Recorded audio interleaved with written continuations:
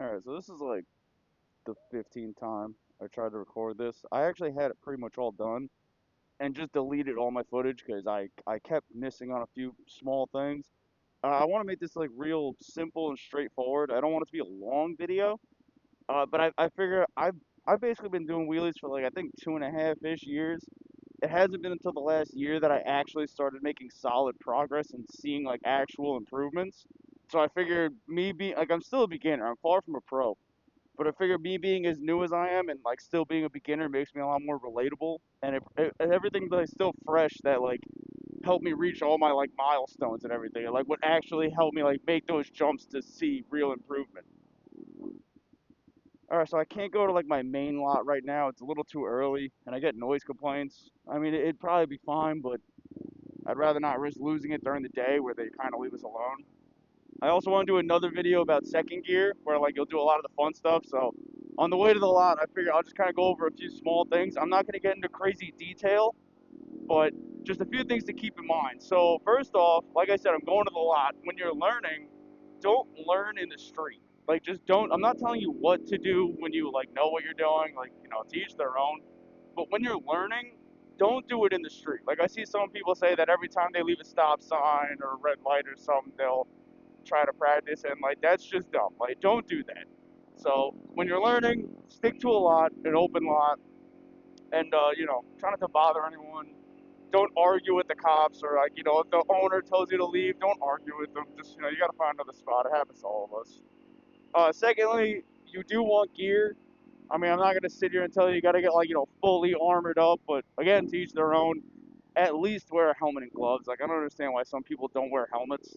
Gloves are great so that when you fall and you put your hands out, the last thing you want is to not have anything covering your hands. Like that, I don't understand. I can't even ride as well when I'm not wearing gloves.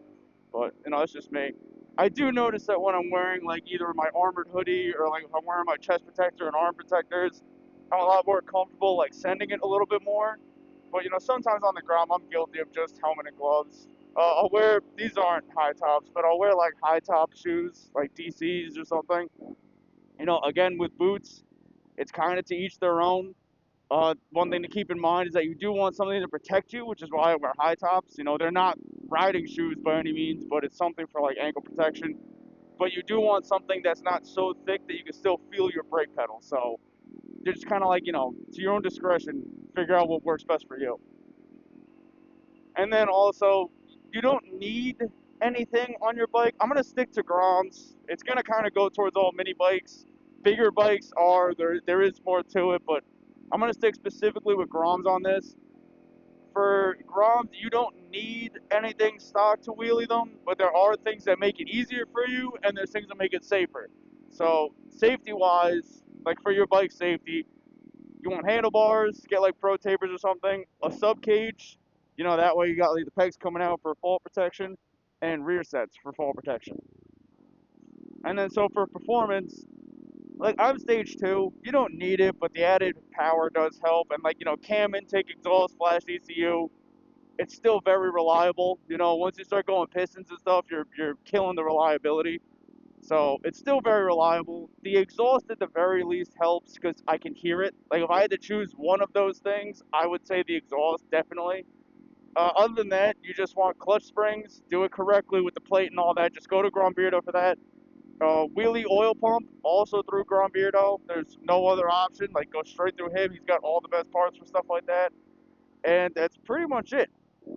And then the only other part that like really helps, like probably the best part, is a one finger clutch lever.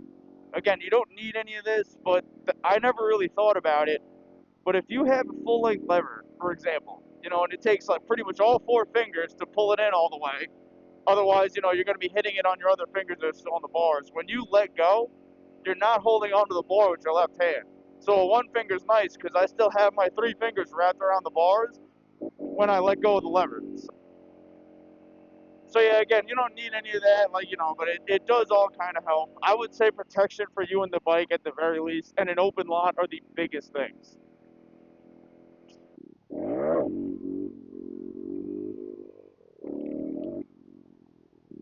All right, yeah. So this lot right here, this is perfect for starting. Like I outgrew this lot definitely. I mean, like I never really actually came here to try to practice, but like a lot this size is not quite enough for the things that I like to do.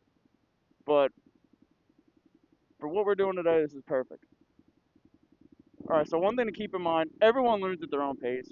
I feel like I learned I wouldn't say very slowly, but I learned a little bit slower than like a lot of other people that I see, but I also learned very steady. Like I just took it very slow. I could have sent it a little bit more and progressed a little bit faster, but I was doing it very slow and steady. I'm not going to make this some clickbait title, like, learn to wheelie without looping, like I always see, because there is no such thing as learning how to wheelie without looping. You can minimize it by all means, which is what I'm going to show you. Like the way I did it was to minimize looping, but the very first thing that you need to come to terms with is that you are going to drop the bike. You're going to drop it, you're going to fall, you're going to hurt yourself, you're going to break your bike, at least to an extent. It's just part of it. If you're afraid to do that, then, I mean, I wouldn't even bother practicing. But you can definitely minimize it, and this is definitely, like, I would say the best way to minimize it. I'm not going to say it's not going to happen, but again, minimize. All right, so the best way to practice and like start learning and minimizing, looping and hurting yourself would be just to get your rear brake control down. You want to get really good rear brake discipline because if you have good brake discipline, that's the only thing stopping you from looping. And the thing is that whether you want to admit it or not, like obviously when you go to the lot or something, like you're going to be doing wheelies and you know what that looks like, you know what it entails, at least for the most part.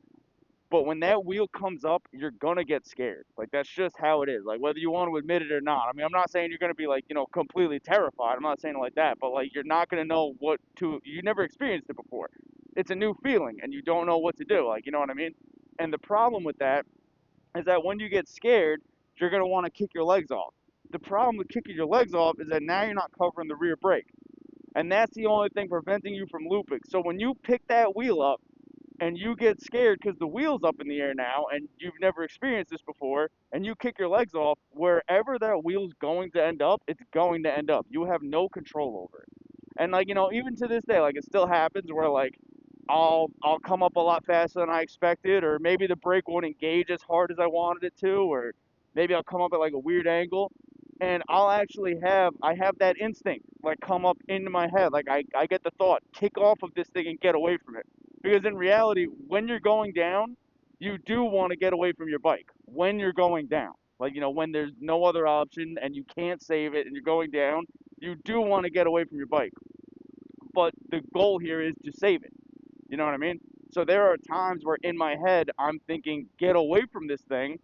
But my reflexes, like all my muscle memory and my reflexes that I've built from doing these rear brake drills, holds me in place. I keep my knees tight against the fairings, I hold on to my handlebars, and I just stay on my pegs and I hit the rear brake.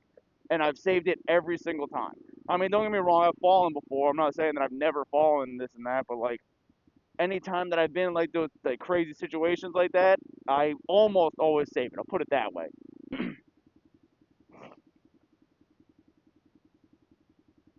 Okay. This is a Grom thing, by the way. So now to override those instincts, you have to get new muscle memory. And to do that, you have to just do rear brake drills over and over and over and over. So from what I've gathered, it looks like there's really two main ways to do this. And it seems like a lot of people, myself included, are one way or the other way. So I hate doing it. I'm going to just like mention this other way. I'm not gonna bother showing you because I'm terrible at it. If this is a way you feel more comfortable, there's videos explaining like how to do it. But at the end of the day, the fundamentals are the same. It's still rear brake drills. It's just a matter of how you're going about it. So one way to do it would be keep your left leg down on the ground at all times. It stays down just like this. You keep your right foot on the peg, covering the rear brake, and you'll be in first gear with the clutch in. You're gonna rev it just like if you're rolling. It's like maybe 8,000 RPM. Over time, you're gonna stop watching. You know how much RPM. You're just gonna know. That's why I kind of say the exhaust is good because you can hear it a little bit better. You just feel it out. But really, it's like 8,000 RPM more or less. You're gonna give it a little bounce and pick up, and you're gonna get the wheel up. Keep your left leg down for balance, and you're just gonna go out from there. I'm terrible at it to this day. I'm not. I can barely control it. I don't know why. I don't like it. What I like doing is from a rolling start. So watch. You want to be again really slow, like 5-ish miles an hour. I'm not even watching this. I don't know, like, but in the beginning I was very like I was basically glued to my dash, making sure I was going slow enough. Like 10 miles an hour is a little much because by the time you get the wheel up, you're going to be all out of gear. But ideally, you want to be going like 5. You're going to clutch. You're going to rev it to like 8. There is form involved. It's not like a crazy bounce like what you see everyone do in the videos. Like that's more for higher gears. Kind of think of it like a push-up, kind of. Like you're going to go from your normal seating position, you're going to go forward and then push yourself back to your original position. You're not going to go crazy forward. You're not going to bounce the shit out of your front end, and you're not going to throw all your weight back. That's higher gears, higher RPM, where form really matters. First gear will come up on its own on these bikes, but form is what makes it cleaner. Otherwise, you're going to get chain slap, and it's going to hit your swing arm, and it's going to snap your chain a bunch of times. I went through that in the beginning. When you stop hearing your chain constantly hitting, that's how you know your form's getting better. All right, so you know the concept, clutch throttle, the idea of form, which that'll come with seat time. It's going to look a lot like this.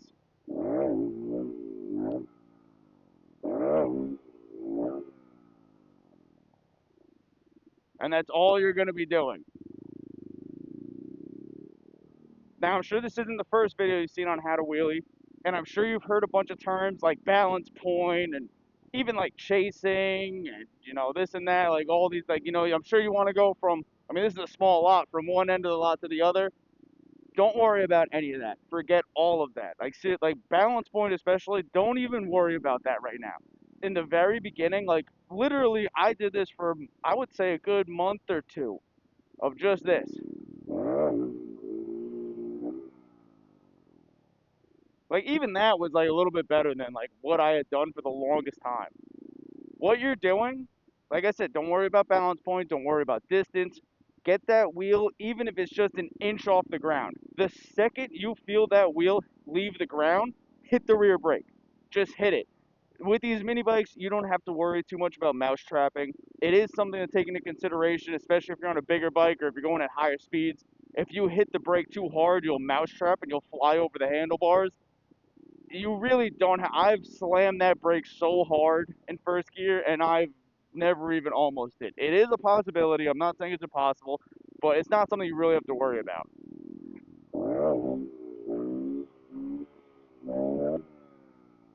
So you're going to do that over and over and over. Like I said, don't worry about anything else. Just get the wheel off the ground to any extent and then hit the brake.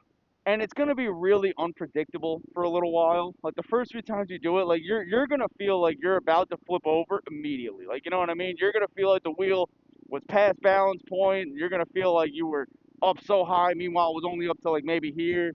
Like you have to feel all this out. Like I know it's the last thing you want to hear when you're learning and you're watching a video to learn. You want, like, the guy to say something that's gonna make everything click. But it really does just come down to seat time. Like whether you're moving up to a bigger bike or you're learning on your mini or learning on like whatever it is, like you have to feel it all out. You have to experience it all, and there's no video that's gonna experience it all for you.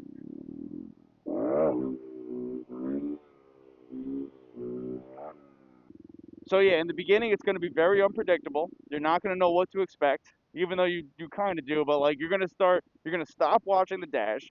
You're just going to hear everything and know by like sound and feel, and you're going to be able to bring it up. And then over time, you're going to find yourself bringing it up a little bit higher.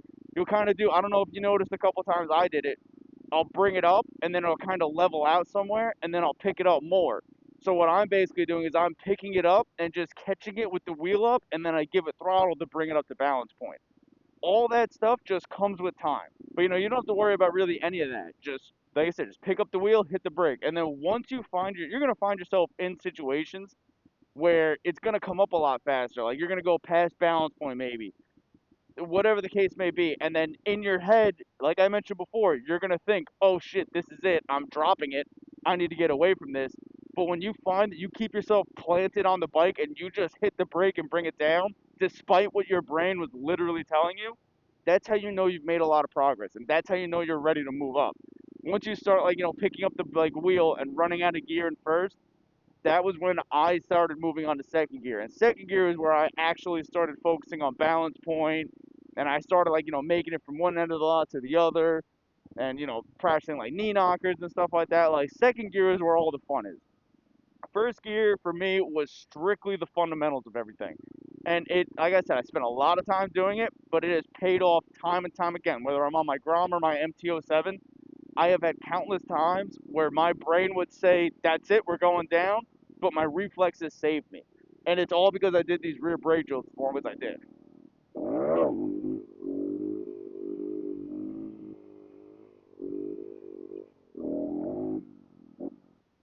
So yeah, I know it's not like pretty. I know it's not like the most fun you'll ever have, just picking up the wheel and putting it right down. I get that you want to do all the cool stuff, but at the end of the day, these are the things that you have to do if you really want to start progressing. Because if you start rushing it, and sure, I'm not going to sit here and tell you that this is the only way to learn. Like, and yes, looping is learning. I'm not going to say it's not. You know, really, at the end of the day, all you're saying is that you learn from your mistakes, and if you loop, you should learn from your mistakes. It's not the end of the world. We all do it. But there's other ways to learn. You don't have to learn strictly by looping. And yeah, another thing that made a huge difference for me was that a year ago I started riding with a buddy of mine who's actually very good and he knows what he's doing. So everything I know comes from what he showed me.